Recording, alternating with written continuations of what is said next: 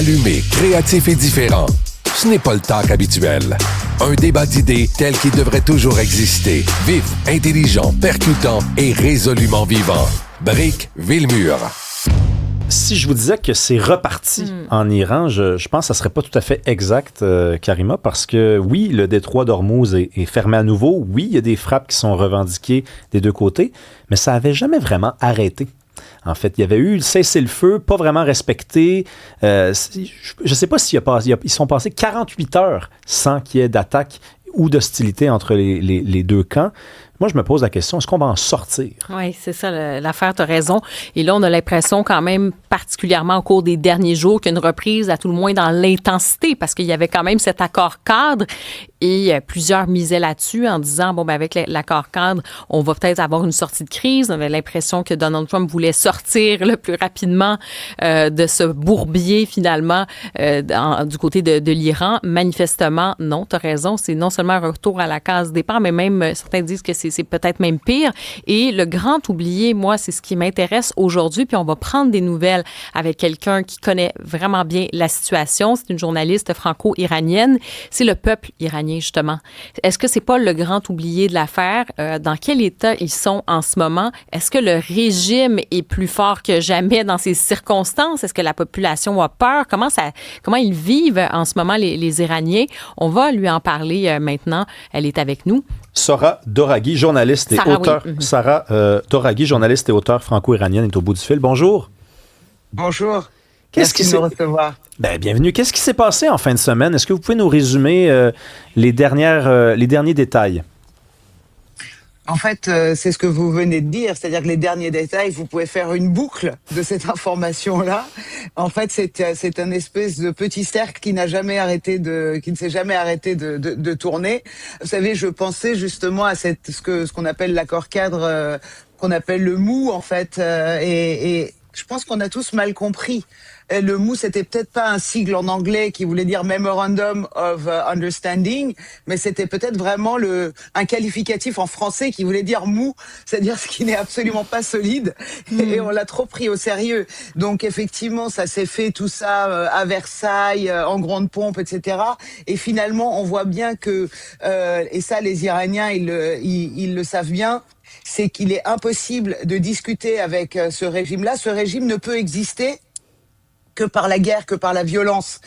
Dès lors qu'il n'y a plus de guerre, dès lors qu'il n'y a plus de violence, ce régime est voué à se déliter complètement. Donc ils ne peuvent pas s'arrêter. Ils ne peuvent pas s'arrêter de se battre. Donc c'est aussi la conviction que le peuple iranien a, c'est que de toute façon ce régime-là va tomber, on le sait.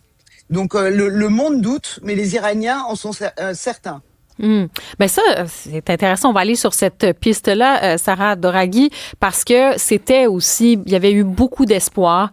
Je pense que le peuple iranien se disait, OK, peut-être que maintenant, c'est le moment. On va enfin pouvoir se débarrasser de ce régime sanguinaire, autoritaire. On se rappelle qu'il y a eu des manifestations et il y avait eu une répression sanglante. Il y a eu des milliers, des dizaines de milliers de morts, de blessés. Ça a été extrêmement difficile. Comment vous pouvez dire aujourd'hui, vous dites, oui, le régime va finir par tomber. Pourquoi vous y croyez encore? C'est exactement pour les raisons que vous venez de citer. C'est-à-dire que le 8 et 9 janvier, les dizaines de milliers de morts qu'il y a eu en moins de 48 heures, la jeunesse, des gamins, des manifestants massacrés qui étaient là à main nue, qui ont été massacrés avec des armes lourdes, il y a eu crime contre l'humanité, il y a eu crime de guerre. Et donc pour ces raisons-là, c'est précisément pour ces raisons-là que le peuple iranien le sait, c'est la fin de ce régime-là. Ils savent qu'on ne peut plus, les Iraniens savent qu'il est impossible aujourd'hui de continuer à cohabiter avec ces bourreaux. Vous savez, c'est ce qu'on appelle sans doute la résilience, c'est-à-dire que on est voué à subir un temps, et au bout d'un temps, les peuples, les gens, les otages, les victimes se rebellent. Ce temps-là est arrivé, et précisément parce qu'il y a eu le 8 et le 9 janvier. Le chemin de retour est impossible. Oui, vous savez, les Québécois n'ont pas de leçons à donner aux Iraniens en matière de rébellion et de révolte, mais quand même, j'ai une question, parce qu'on a vu dans d'autres pays dans la région le gouvernement, le régime s'en prendre au peuple et le peuple réagir peut-être de façon plus rapide. Est-ce que quand même, il n'y a pas aussi des raisons de croire que le régime pourrait rester en place, puisque il n'est pas actuellement, là, à l'heure où on se parle en ce moment même, menacé de sa vie, là, le régime? Vous savez, on appelle encore le régime, on l'appelait déjà comme ça il y a 5 ans, on l'appelait il y a 10 ans. Ce qu'on appelle le régime, aujourd'hui, n'existe plus. En fait, dès lors que Ali Khamenei, le guide suprême, a été éliminé, déjà, ça ne ressemble plus au régime d'avant. Il n'y a plus cette espèce de tête de pieuvre qui mettait tout le monde d'accord, que ce soit la monarchie, que ce soit les gardiens de la révolution, tout le monde était obligé de plus ou moins obéir à Ali Khamenei. C'est plus le cas aujourd'hui. Ils sont en train de s'entretuer véritablement. C'est-à-dire que Ali comment il s'appelle, Arakchi, ministre des Affaires étrangères, et Galibaf, qui sont en train de faire cette espèce de marche pour accompagner pendant les obsèques de Khamenei dans la rue, se sont fait maltraiter, poursuivre dans la rue, etc. Ils ont commencé à courir parce que les gens veulent en découdre. Donc il y a une frange ultra conservatrice qui ne supporte même pas ces gens-là du régime. Donc en fait, là, ils sont en train de se bouffer entre eux. Et c'est parfait, et c'est très bien. Peut-être que c'était un calcul aussi de la part des États-Unis ou d'Israël de les laisser comme ça, de vraiment se pourrir de l'intérieur. Mais en tout cas, c'est en train de se produire. Donc déjà, le régime n'est plus ce qu'il était avant. Et puis, en matière de rapidité, si vous voulez, de la capacité à un peuple de réagir face à des tueries ou face à un régime comme ça, je dirais que quand même le peuple iranien, 47 ans de cohabitation avec ce régime, 90 millions d'habitants, et vous pouvez prendre tous les exemples du monde entier. Personne n'a eu un régime barbare qui a tenu aussi longtemps. Donc c'est très compliqué d'aller juste dans la rue et de dire allez, cette fois-ci on y va, on s'en débarrasse. C'est pas comme ça que ça se passe. Face à vous, vous avez des gens qui ont mis la barbarie et l'inhumanité au rang de mots minimum pour décrire la violence. Vous voyez, il existe même plus de mots aujourd'hui pour décrire ce dont ils sont capables. Sarah Doraghi, vous êtes journaliste et auteure franco-iranienne. Je veux que vous nous parliez, parce qu'on parle énormément de cette guerre, donc les États-Unis, le régime iranien et nous à distance. Je pense à nos auditeurs québécois qui regardent ça, qui se disent oui, mais là, les Iraniens en ce moment dans la guerre, ça doit être l'enfer. Concrètement, comment vit le peuple iranien dans ce contexte de guerre actuelle? Écoutez, ils sont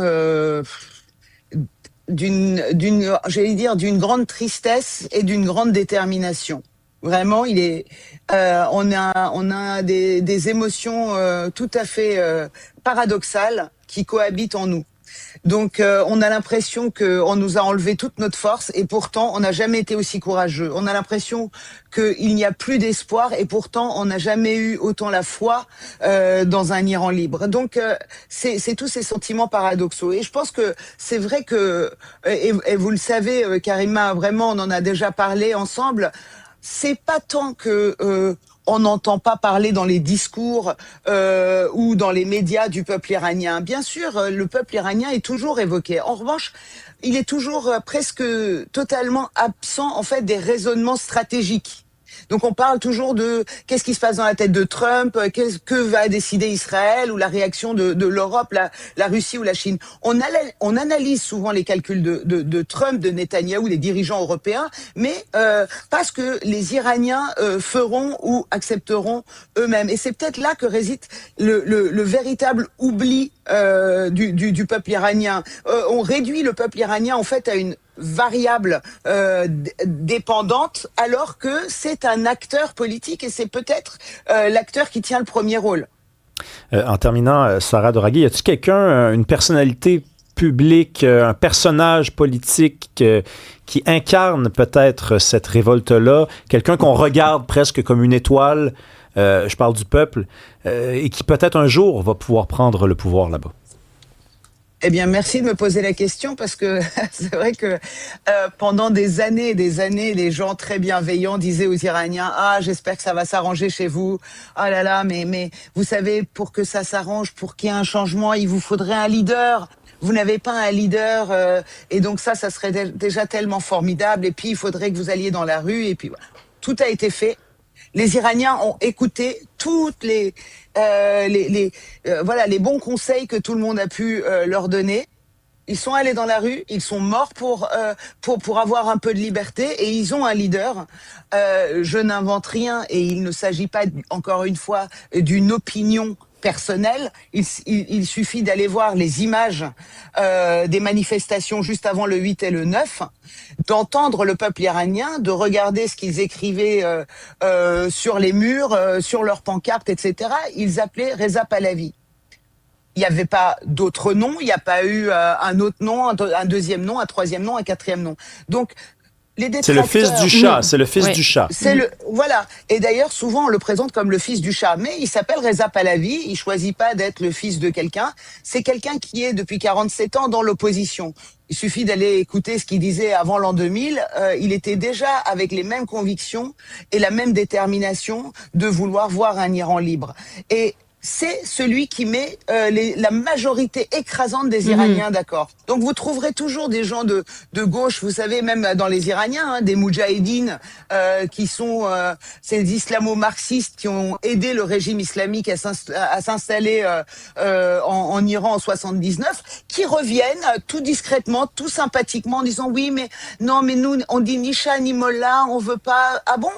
Bon, vous voulez en fait juste le pouvoir, en fait, parce que vous vous êtes déjà gouré en 79, même s'il y avait une file d'attente pour voir à qui le tour, je pense que maintenant, c'est au peuple iranien de choisir qui il veut comme leader, et c'est évidemment, majoritairement, je vous laisse juger vous-même, allez regarder partout, c'est Reza Pahlavi, bien évidemment. Et Sarah Doraghi, on va se laisser bientôt, mais juste quand même avoir le pouls sur Donald Trump, bien parce sûr. Que certains le voyaient comme une espèce, non pas de sauveur, ça serait un grand mot, je pense que les sauveurs eux-mêmes, ça va être les Iraniens, mais quelle est la perception de Donald Trump par les Iraniens aujourd'hui?